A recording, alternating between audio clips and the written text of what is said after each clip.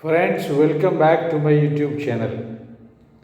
Today, we are going to discuss a very important topic. And the topic today is NFRA, National Financial Reporting Authority, which came into being as on 1st of October 2018. And recently, it has been in the news. Why it has been in the news? We are going to discuss. These are something important. Every banker must watch it. Every chartered accountant must watch this video. Why? Let us explain the things.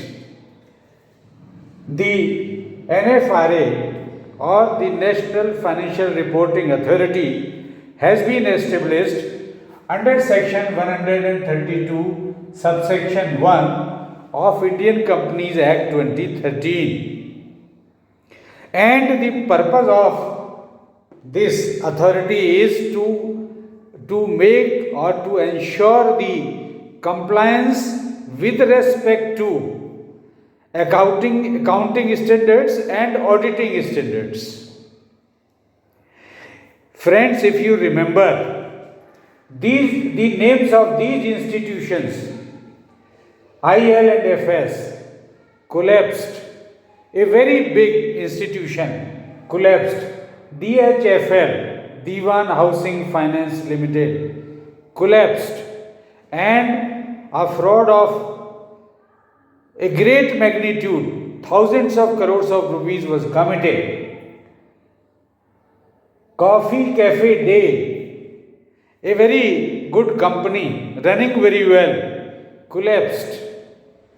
So, the government thought that these companies, when working fine, auditing is taking place on regular basis. By whom? By the professionals, qualified professionals, means qualified chartered accountants, and ICAI, Institute of Chartered Accountants of India, having the responsibility of these compliances prior to this date, prior to the establishment of NFRA. And despite all those insulations, all those protections, these big companies and institutions collapsed.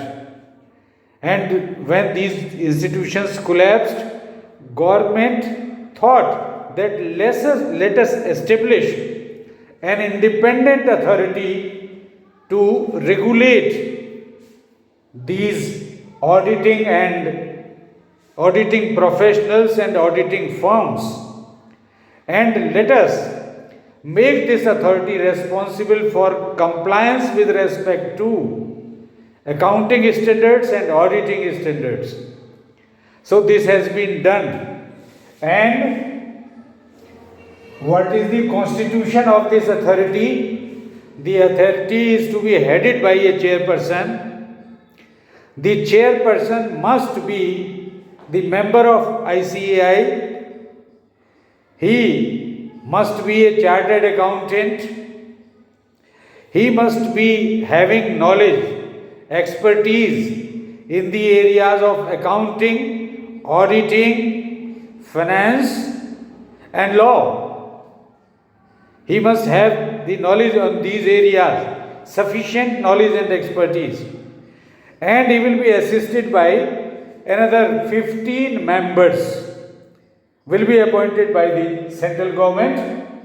Its head office will be at New Delhi, and its powers, penalties and punishments. The authority is having sufficient powers.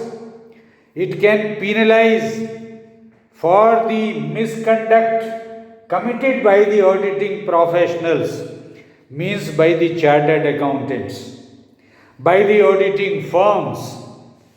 Prior to this, they were simply getting rid of any allegations, any lapses, any deficiencies, any irregularities in their auditing procedures. Now the noose is being tightened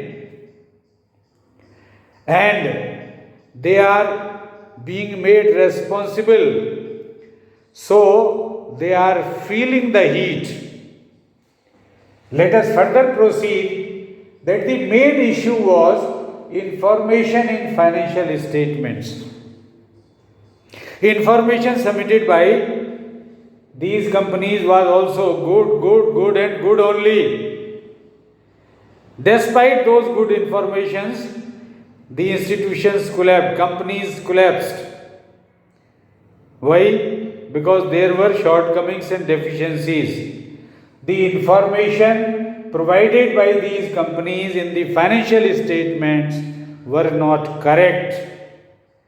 And the auditing firms, auditing professionals, chartered accountants just washed off their hands from the audit information or audit report submitted by them. They simply said that the audit report we provided as per the information provided to us. Now this is not so. Now let us consider another point, that what is the definition of the misconduct for these individuals and the firms. It is very well defined under section 22 of Chartered Accountants Act 1949. So the misconduct is being dealt with by the authority as defined under this section of Chartered Accountants Act 1949. Let us consider another point. Which is the appellate authority for NFRA? If any of the parties, particularly the auditing professionals and auditing firms, they are aggrieved by the decision or the judgment given by NFRA, where should they go? So they can file an appeal before appellate authority. And appellate authority in this case is NCLAT, National Company Law Appellate Tribunal, NCLAT. And NCLAT has recently given a judgment which is very detrimental to their protection. Their here means the auditing individuals and auditing firms. So what is that judgment? The judgment is that the implementation of these compliances or these responsibilities can be retrospectively effective.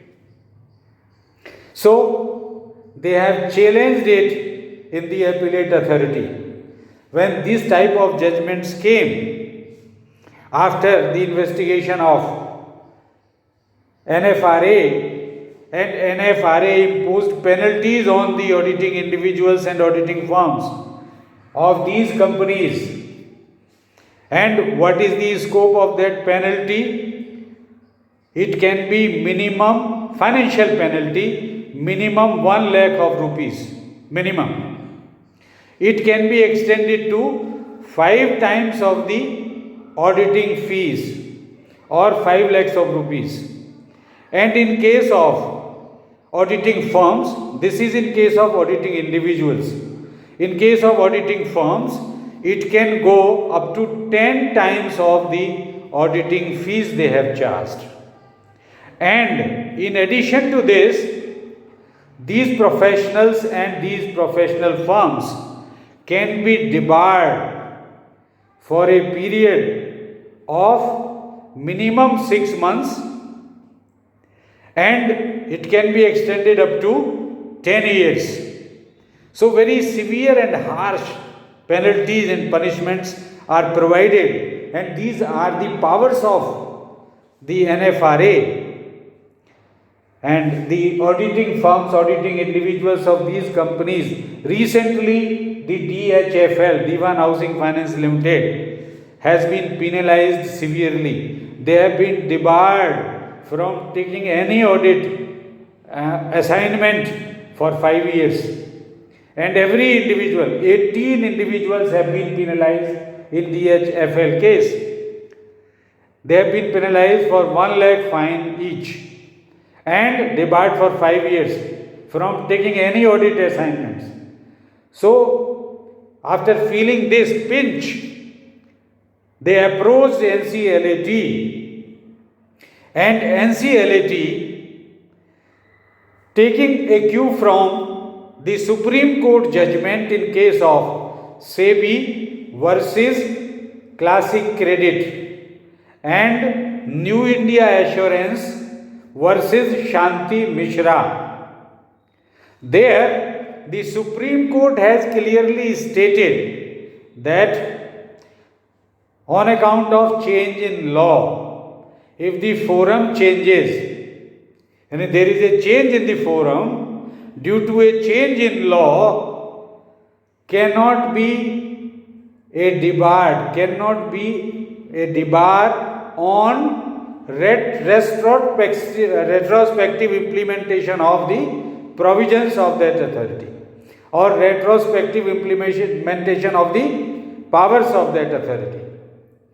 So, even before its inception, they committed the misconduct as per this section and as per this act.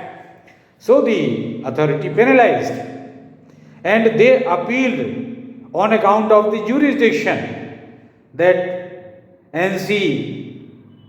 this NFRA has no jurisdiction to implement the auditing and accounting standards retrospectively.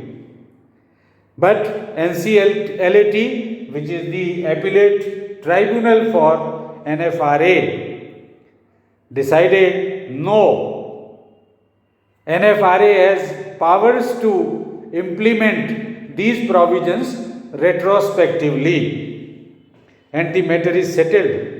So, the noose is tightened, and they are feeling that heat, that they are feeling that pinch. That is why in the beginning itself I told you that all of you must, and mind it, that there have been 50 orders by NFRA so far since its inception. 50 orders, all against the individual auditors, all against the auditing firms. And all those 50 orders have now been ratified by the appellate authority. So they cannot escape now. And because of that fact, they are feeling the heat and they are feeling the pinch. With these words, I conclude my video.